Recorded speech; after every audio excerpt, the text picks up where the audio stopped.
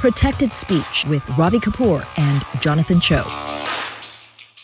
Along with Jonathan Choe, I'm Ravi Kapur for another edition of Protected Speech, and we're going to get into the presidential race, which is already beginning pretty early. We had a chance to have a conversation with President Trump in late September of 2022, and he basically tipped us off that he was running for president. So he's declared on the GOP side of the ledger already.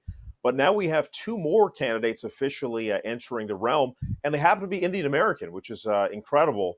Both Nikki Haley and Vivek Ramaswamy are going to go for that GOP position as a presidential candidate. Of course, Nikki Haley served in the Trump administration as the ambassador to the United Nations, and she was also the former governor of South Carolina. Ramaswamy is a new face. He's written a book called Woke Inc., and he's out there on the stump giving speeches and selling books, and has done very well in the business world.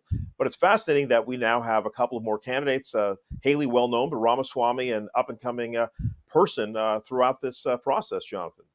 Well, Ramaswamy doesn't have a snowball's chance in hell, but he understands the media. And I think that's clearly right now a play, and he understands the context of sort of what's happening in our country, this anti-woke movement that's happening and really being pushed by Florida Governor Ron DeSantis. And I think he's simply leveraging that. I think he's going to use this opportunity to get as much media attention as possible, and he's going to get that messaging out because that really is part of the narrative. And of course, Nikki Haley, not a real surprise. She said she was going to make a big announcement today, and she just did. I would love to see her in the White House, but I think she'd be right now a great vice presidential candidate. I just don't think she's going to have the votes to really coalesce and make it happen. But again, it's so early. We haven't even heard of Ron DeSantis yet announced, and he's expected to as well. It is very early, and of course, Nikki Haley could be doing the Kamala Harris playbook. I mean, the current sitting vice president, who is Indian American as well, Harris ran for president quite briefly, and she got out of the race very early on when the numbers didn't seem to substantiate a presidential run. But she got out early enough where it didn't cause too much damage, and she was able to withstand some pot shots she took at President Biden and was able to get on that ticket, and Biden took it home to win in 2020. So we'll see how this thing all plays out. Obviously, Biden hasn't made an official announcement, but there have been multiple kind of pronouncements that he's going to run again in 2024. And of course, a Trump-Biden rematch seems like the most likely outcome, but DeSantis certainly has a lot of support in Florida and beyond. And then Haley is someone who we hear is not just someone who can run for president, but could be a VP ticket for on the VP ticket for either Trump or DeSantis potentially. So that's where I think she's well positioned. But if you look at some of the early polling right now, one just came out just this week indicating that if Biden and Trump were the two nominees, I mean, there just isn't an appetite in this country right now for both of those candidates. Both are deeply flawed. There just isn't the energy behind that. I think this country is really looking for a new direction, new faces, new ideas. Because I think the last 2-3 years, 4-5 years now, under either a Trump or Biden administration, has really taken a toll on this country. Everyone's just tired, and they want to move on from everything we've been dealing with, from COVID to the height of the social justice protests to the homeless crisis to rising crime to, I mean, what else are we dealing with? High gas prices, inflation, the list goes on and on. So, I mean, I think it's going to be interesting, I think. I think Haley really is a viable candidate in a sense where she has brand name recognition. What she does with that, though, in terms of actually leveraging that to a VP position or maybe, who knows, becoming the nominee, I think that's going to be really interesting. But either way, what this does, both candidates being Indian American, as you said, I think what this does is really bring attention to the diaspora that there are viable candidates in this space. Indian American, South Asians, they are here to stay and make big plays for office. And keep in mind, in the last cycle, the Indian American community largely voted for Biden and Harris.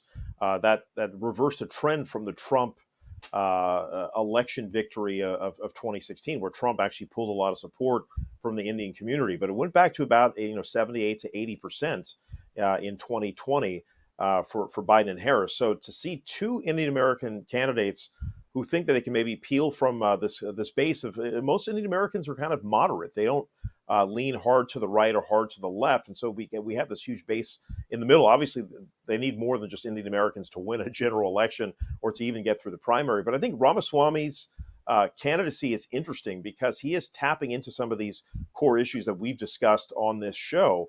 Public safety is a very big deal, and making sure that our children are educated in a manner where they can get ahead. I think these are core issues that are going to resonate with most folks. Again, we've been talking about a lot of these issues that you're seeing on the front lines, and I think that's what he's trying to get across, that he might be the fresh voice, a different kind of leader to take this country forward, because we've seen Trump in office, we've seen Biden in office. Kamala Harris is an experienced politician, also a potential presidential candidate at some point in the near future. And then, of course, Nikki Haley, also an established politician. Well, Ramaswamy has no track record of running all the anything. issues you're talking about right now that Ramaswamy will be running on: crime, homelessness, public safety, the anti-woke movement. All of that has happened under Democrats. It's happened under the Biden administration. So obviously, like I said, I think this is going to be a great opportunity to bring these narratives back. But the Biden administration can't run on any of that because it's their failed policies that have led to these problems. So if Ramaswamy can, at the very least, leverage that, I think he could really make a dent and hurt the Biden campaign if he decides to run again. Well, he's someone to look out for, and we wanted to point this out. And we'll see. It's so early stage. We'd love to talk to both Ambassador Haley and Vivek Ramaswamy in the near future to really get a sense of what their platforms will be. But I'm just blown away at the fact that we have two legitimate people that are running for the GOP nomination. And then, of course, on the Democratic side of the ledger, where, again, the majority of the activity has been, now there are 5 Indian Americans in Congress. Certainly we know one of them for sure. Ro Khanna has his eyes on the White House, probably not in this cycle, but 2028, certainly a possibility for him to run for the Oval. So we've had a lot of activity on the left, and now we're having a resurgence of Indian Americans trying to represent the GOP. And all right, moving forward, Indian Americans in the GOP. That's what I wanted to finally say. Look, I understand that the pendulum is swinging, but I think a lot of Indian Americans, the Hindus, I think they're seeing what's happening in the community, and I think a lot of what they've built, what they fought for, their values are being undercut and undermined by a lot of these far left, progressive, liberal values. And this leads us to our next story, which is this battle in Virginia over education. I mean, some of these flashpoints we've been talking about all over the country has come to a head here. And what I thought was fascinating about this is it's a Board of Education battle. And it's because the GOP has a governor, Glenn Youngkin, that got a lot of support from Indian Americans. And one of the people that he wanted to install is a lady named Suparna Dutta. Now, Suparna Dutta is a Hindu. And she was basically called out for white supremacy by another Indian American woman who's a Muslim and a sitting member of the Virginia legislature, Ghazala Hashmi. So we want to play this clip that was actually put together by Asra Nomani, who's a former journalist, used to work at the Wall Street Journal, kind of brands herself as a Muslim Democrat, but she also voted for President Trump. So she's kind of one of these moderates that we're talking about that is looking at what's going on in society and deciding to vote for people that will have policies that ostensibly will benefit society. So I wanted to play this clip of Nomani kind of breaking down this Board of Education battle in Virginia, because I think it's fascinating, some of these dynamics going on all over the country, especially here in Virginia.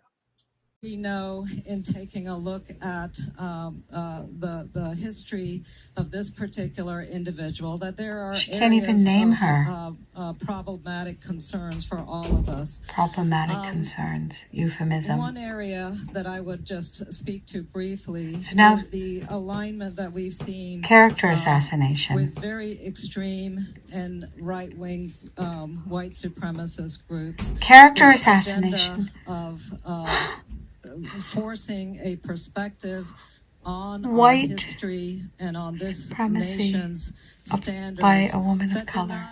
The character assassination. Does any senator desire to change their vote? The clerk will close the roll. Ayes 22, noes 18. Ayes 22, noes 18. Disgusting. The Southern Democrats are alive. What we just witnessed is indeed a character assassination against an American Hindu mother who is an immigrant and a woman of color by the Virginia Democratic Party and the trolls, names like Vanessa Hall, Jorge Tarico, people who have opposed meritocracy, People who every single day harass us as Asian immigrants in Virginia. We will never relent the United States of America. So you may win one vote, but you will not win America. A character assassination by the woke army in Virginia. Who supported this? Darul Hijra Mosque leaders who went after Subernadetta because she is Hindu. The school board cheerleaders who oppose Subernadetta because she dares to challenge the anti-Asian admissions process at TJ. But you know what? We will never relent. We are mama bears. You can call us white supremacists, Ghazala Hashmi, and we will never, ever cede because our duty is sacred. So you see this controversy budding in Virginia, and this has been going on for a few years, and we saw some of these Asian American policies. We have Asian Americans fighting for places like Lowell High School in San Francisco, who historically, eminent high school, and they try to change the admissions policies in San Francisco. We're seeing this in Virginia. We're having these kind of flashpoint battles between Asian Americans, some coming from the left, some coming from the right. And I thought it was fascinating that Asra decided to put her weight on this issue because she's been very outspoken about what's going on in Virginia. Jonathan, I know you've been seeing these battles in Seattle. What do you have to say about this particular situation? Well, what I found so fascinating about this hot take by Asra, I mean, she clearly uses the word woke multiple times. And look, I think that word, I mean, just for the sake of this conversation, it was really originally derived from the Black or African American community to kind of bring attention to being aware of racial injustice or prejudice. But this word woke now has taken on a life of its own. It's being used in almost every single context. And I think what it's being used now for are for the groups of folks who want to take what was traditional and turn it into something completely that's off the charts, right? So Asra is referring to, again, this woke mob, the woke trying to target this woman who's clearly qualified, an engineer, a mother, simply a school board position. So it's everywhere, especially on the left coast, the West Coast here in Seattle. This wokeism that's happening all over the place. And like I said on this very show several months ago, it is going to be an issue in the 2024 presidential campaign. So we've already talked about a candidate who's going to run on the anti-woke movement. We have these analysts now who are Muslims, who are Democrats now saying they're sick of this woke. There's something to it here right now, right? I mean, our country, depending on which circles you're rolling in, is swung in one direction or another in such an extreme way that there's now pushback happening. And in this case, and at least in this presidential cycle, I think you're going to see a lot of pushback against the far left and the woke, and especially the progressives, the so-called progressives. And what I want to know from you is, what do Indian Americans think about this? What do South Asians think about this? Because clearly it's now front and center. I mean, this is what's so interesting about it. That's why I wanted to bring this up, is that you have two Indian American women that ostensibly want to have a great education, a great public school system for all students. But the way they want to go about it is differently. But I think what Asra's pointing out is calling an Indian American Hindu woman a white supremacist. Has that gone over the line? Is that the language we use to talk about something over every issue? Is everybody a white supremacist if they disagree? Let me be very clear. That language comes specifically from the left, from the far left. If this is what's so amazing, the far left claims to be about being inclusive, open-minded, open to trans agendas, LGBTQ, everything under the sun. But the moment someone disagrees with it or questions it or says they have a different take on it, you're a white supremacist, a fascist, a neo-Nazi, everything I've been called. I'm Asian American. Obviously, this school board candidate, is an Indian American Hindu woman. She's not a white supremacist, but that's the playbook from the far left, and I'm sick and tired of it. I mean, this is going on all over the country, and I think this was an interesting flashpoint. So because of Hashmi's speech, the Democrats voted to keep her out, to keep Datta off the school board. Obviously, there's going to be a political dynamic to it, the left versus the right. This is an appointment from Glenn Youngkin, the Republican governor of Virginia. So you're going to have a pushback regardless because of politics. But I think it's really interesting what Nomani claims is going on here, some of these dynamics. And we've heard about this in other states too. There were some school board education appointments that were blocked in the state of New Jersey, Indian Americans getting blocked. And again, kind of this Hindu Muslim dynamic that also showed up during that race. So I'm monitoring this. I think it's really interesting to see folks that might be both, generally, again, South Asians are broadly voting for Democrats. But now you're seeing a splintering here. Some of the moderates and some of these folks that lean conservative are getting pushed out and now being branded as potentially white supremacists. I think it's an incredible use of hyperbole to call someone like this a white supremacist. Weapon to anyone who disagrees with them is now branded a right-wing conservative. And that's exactly what's happened to Datta as well. And again, as Asra brought up in her hot take in that video, and you brought it up as well, the dynamic here, while neither one of these women have brought up their backgrounds as Muslim or Hindu as factoring into this decision, Asra brings up that there was a local mosque that mobilized against the school board candidate, Datta. So I thought that's really fascinating. You tell me, is this dynamic really there, this anti-Hindu, anti-Muslim dynamic, or Muslims versus Hindu? What's going on there? Because it's now a religion versus religion issue. I mean, some of the stuff has been going on for centuries, frankly, well beyond folks living in this country. The mainstream media hasn't picked up on it at all. Well, the media doesn't cover a lot of these wedge issues, especially in Asian American communities. They're just not going to pick this up. I'm sure there's a dichotomy of, again, folks on the left that are Asian Americans and then folks that are more conservative. But do you think that's an issue right now? This Hindu versus Muslim dynamic, is that sort of the third rail underlying current right now in this dynamic, in this controversy? I mean, there's no question that we've seen an inflammation over the last decade. Some of this stems from Prime Minister Modi's rule in India. Even though folks in America have nothing to do with his leadership in India, there are people that are upset and they take it out here on the body politic in the United States. I mean, I just went to the Harvard India conference, and the majority of the folks there giving presentations were very critical of the Indian administration, the current government. And so while these viewpoints are not necessarily heard in India, certainly there are venues where they can speak about it. The majority of India has voted for Prime Minister Modi. It's a democracy. But some of these folks come to the United States to advocate for the other side. And so we're seeing some of these battles now get into local politics. And it leads me back to some of these things that we've seen over the last year. Raja Krishnamurthy, who's a Hindu-American congressman outside of Chicago, got taken on by another Democrat. He's an incumbent Democrat, but another Democrat who was Muslim ran against him.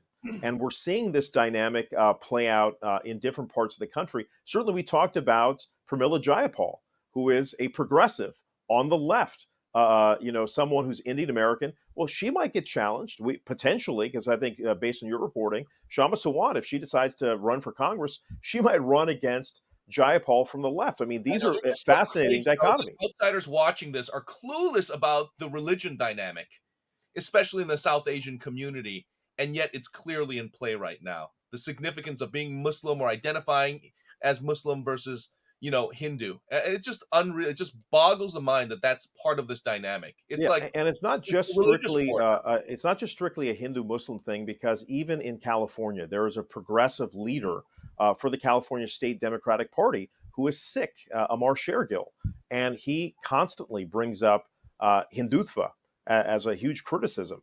And so if you don't toe that line, he will go after you. I mean, we see this going back years. I mean, Ro Khanna made a comment about Hindutva that, he criticized this movement, and a lot of Hindus were upset with Ro Khanna and continue to be. And so now he's the co-chair of the India caucus. Admit it or not, religion and ideology, personal ideology and conviction clearly at play here. Absolutely. And so we're going to keep seeing it as, I think, a heck of a flashpoint. We'll see how that story develops, but it's something I think we're going to see continually across the board. Now let's get into a story that Jonathan broke exclusively once again in Seattle. He's on the front lines of seeing the homeless crisis that's going on in Seattle. But now there's a new episode involving immigrant business owners who are now kind of stuck in a position where they have to defend their small businesses for a new homeless development that's coming up.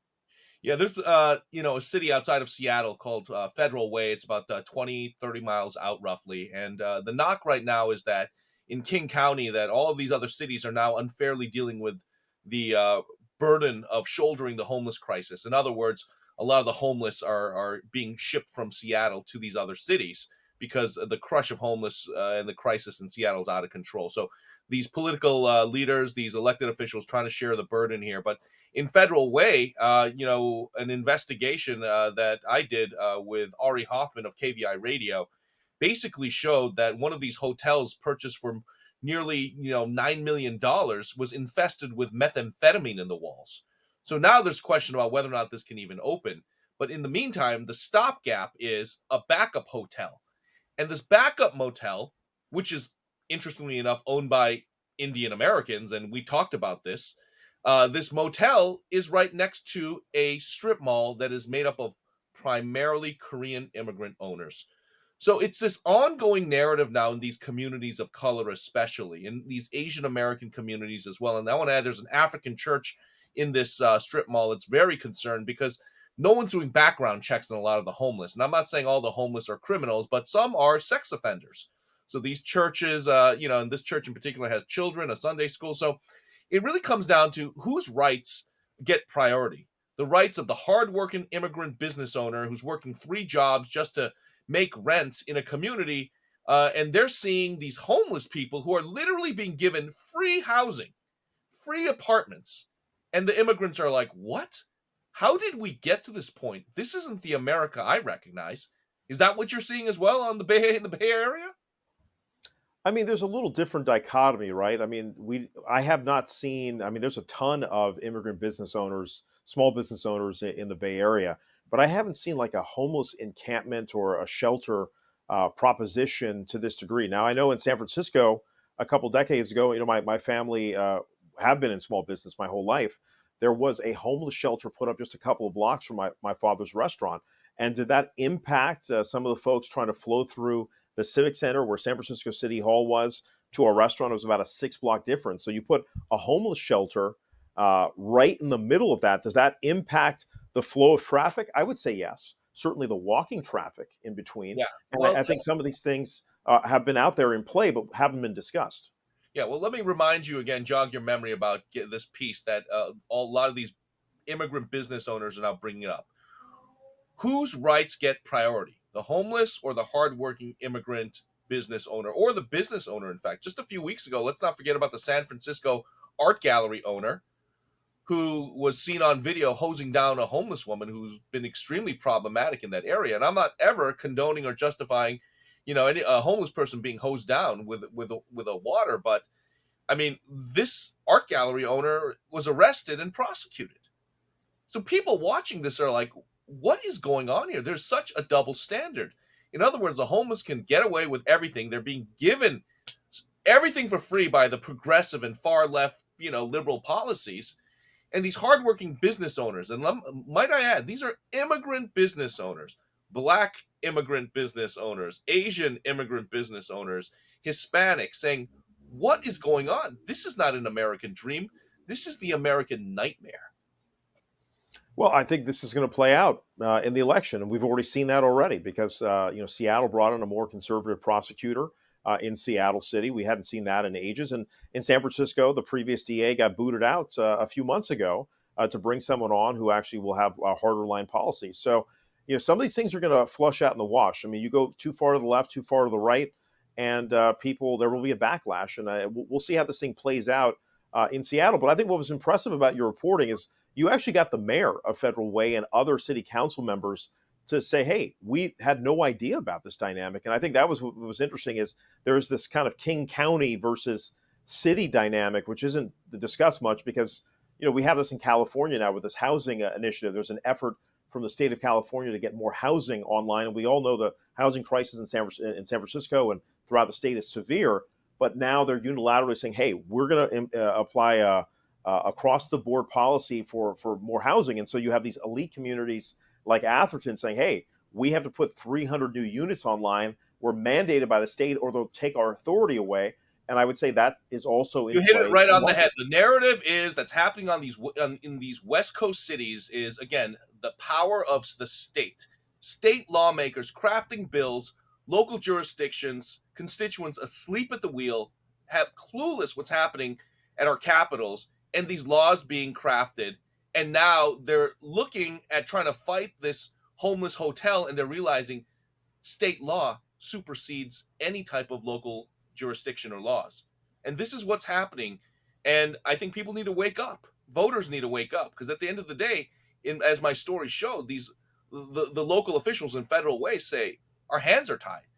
Because if we sue, there's a chance that if they lose, they're out millions of dollars. Damned if you do, damned if you don't. That's why everyone's asking, how did we get to this point? And we'll see how that one plays out. But I thought it was well told, bringing all those dynamics and getting other public officials. You had kind of a public official versus public official dynamic in a state that is largely Democratic in Washington.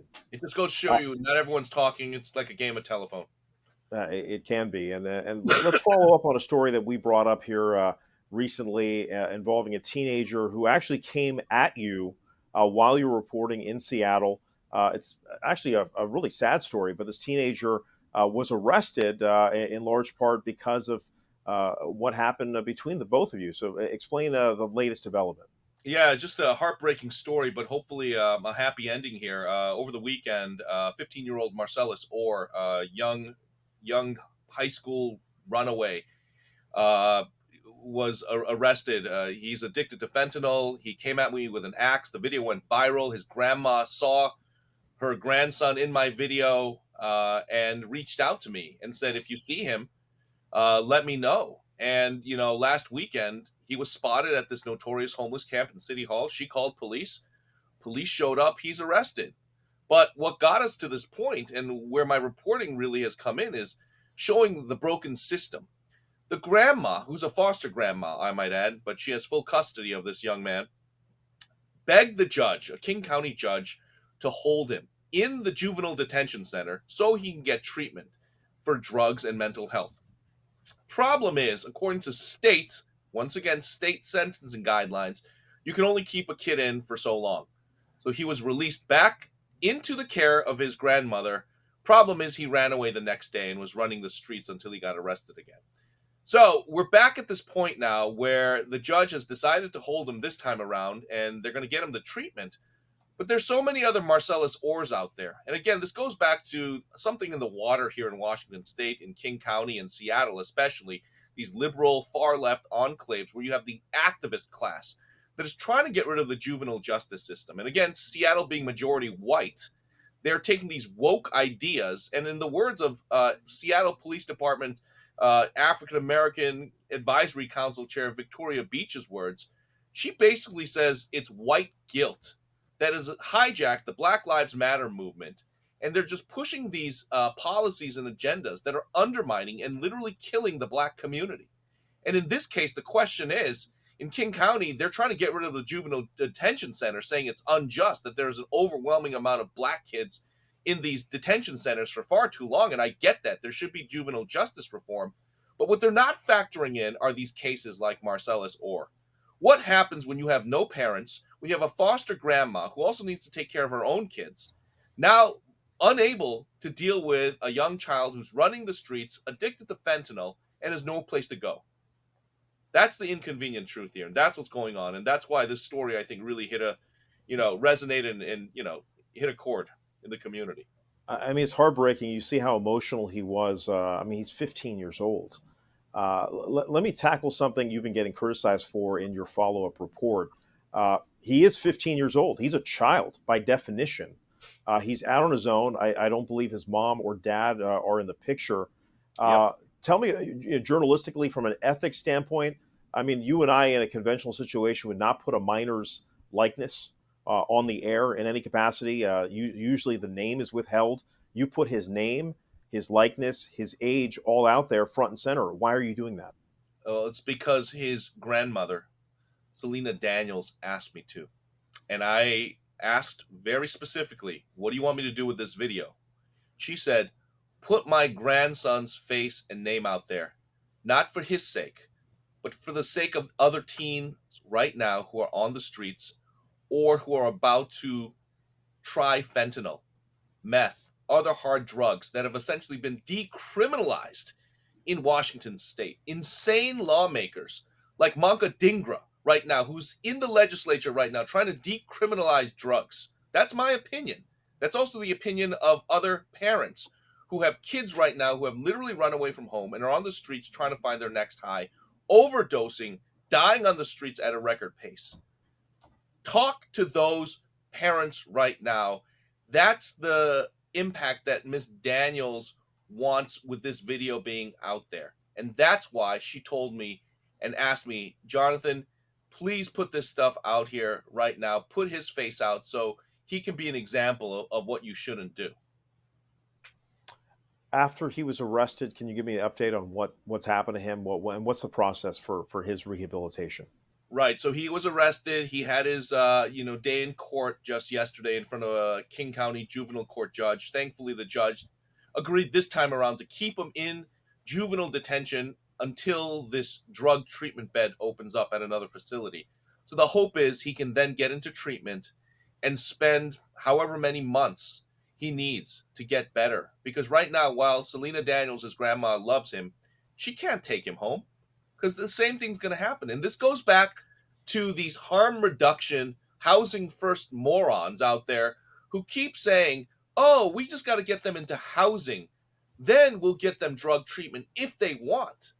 Selena Daniels says, my grandson should not have a choice in this matter. He needs intervention and forced treatment. And that, along with this arrest, is what could potentially save this young man's life. And what's been the reaction locally from residents as well as public officials and other folks who are looking at this tragedy? And has anyone come to you or responded in kind to this young man's plight? I've reached out to all city officials, elected officials, council member Dan Strauss, who represents this downtown core that's had this problematic homeless encampment, the mayor of Seattle, Bruce Harrell. No response. Because what's happened is I've highlighted another inconvenient truth. This has been going on in the city for quite some time. This is the underbelly. This is not what politicians want to talk about. You know why? Because there's no solution. There's no policy to fix this. This is not a priority. And that's what I'm hoping to do, to highlight these stories, especially in communities of color, especially in the Black community. These narratives are not being told by mainstream media, local media. Nobody's covering this. Miss Daniels has been begging for someone to take up her grandson's story. And I did. And the backstory here is I can't believe that my coverage of this viral video of Marcellus Orr chasing me with an axe eventually led to his arrest and possibly will save his life down the line. And just to be clear, his grandmother asked you to file charges. Is that right? Yeah. And this is where it goes back to kind of the journalism and the objectivity. And I really thought long and hard about it, but I decided to file a police report. And here's why. The last thing I want to do is clog up the juvenile justice system with more Black kids. But Selena Daniels asked me to file a police report because without the police report, there's a chance that he might be let out again. So she's hoping that this police report, which will lead to a potential felony charge, will lead to this young man getting the treatment he needs behind bars until he gets better. And so he's currently behind bars, or he's been already processed through the system? He's behind bars. He's still in juvenile detention. He's waiting for that treatment bed. So we're hoping that this detox time, this time to, help him think away from the fentanyl addicts out there. And, one last thing I want to note about this is, and I didn't include this in the story because I just didn't have the time, but there were teenagers there who were trying to keep him on the streets, other fentanyl addicts, other runaway teenagers in the tents he was staying with who were trying to keep him there, trying to prevent the police from arresting him. This is like the devil's game, man. There's just some spiritual warfare going on, whatever you believe out there, but there is this pull, these young men and women being targeted on the streets, and in this case, good one. And as I recall, he chased after you. You didn't file charges immediately, and you actually had a conversation with him, right? I told him, hey, young man, your family loves you.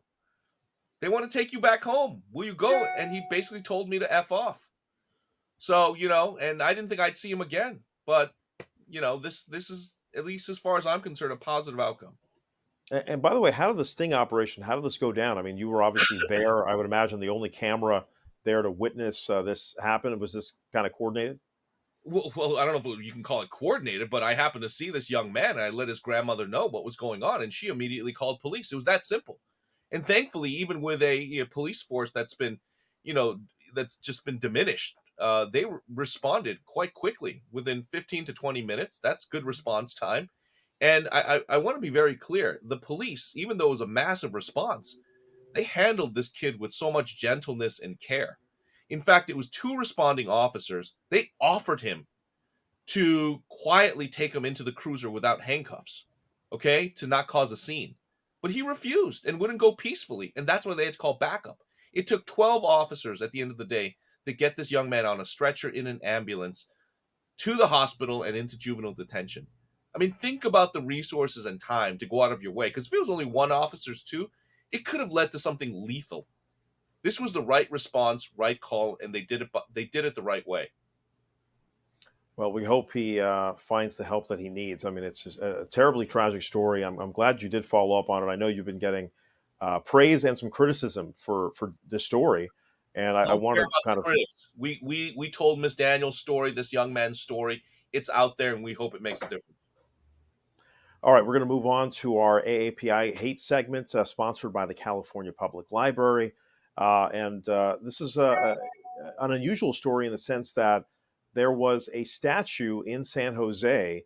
It was kind of a sister city gift from Pune, which is a city south of Bombay. And Pune and San Jose are sister cities. They gave this statue to San Jose. It was in a park, and it got sliced up. And an actual journalist, another journalist, an intrepid reporter at the Mercury News, went to basically a place where they melt these things down.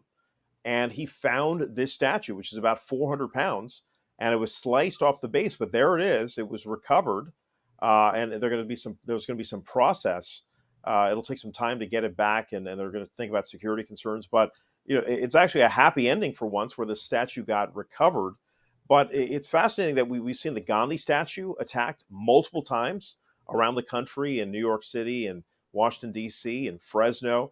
And now we have this Shivaji statue, attacked, vandalized in this way in San Jose. And again, these are some of the issues. I just read a report that we're going to do that there was another Hindu temple vandalized up in Canada. We had a Hindu temple vandalized in New Jersey. I mean, these things are happening at a steady stream now. It's happening seemingly on a weekly basis. Who's doing this?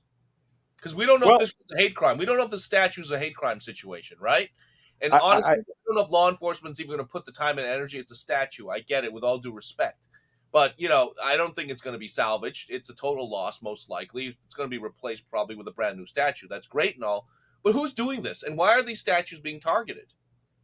Well, I think, again, some of these political dynamics that we've been talking about on this show and just in our general reporting is it's coming out to play. I mean, there's a huge contentious issue with the government of India. You have the folks that are opposed to the existing Indian government, and they aren't getting the messaging clear enough in India, so they're taking it elsewhere. And the U.S., Canada, and the U.K. are at the forefront. I've even seen incidences in Australia. Because again, the Indian diaspora is the largest in the world. We're talking at least 40 million people globally.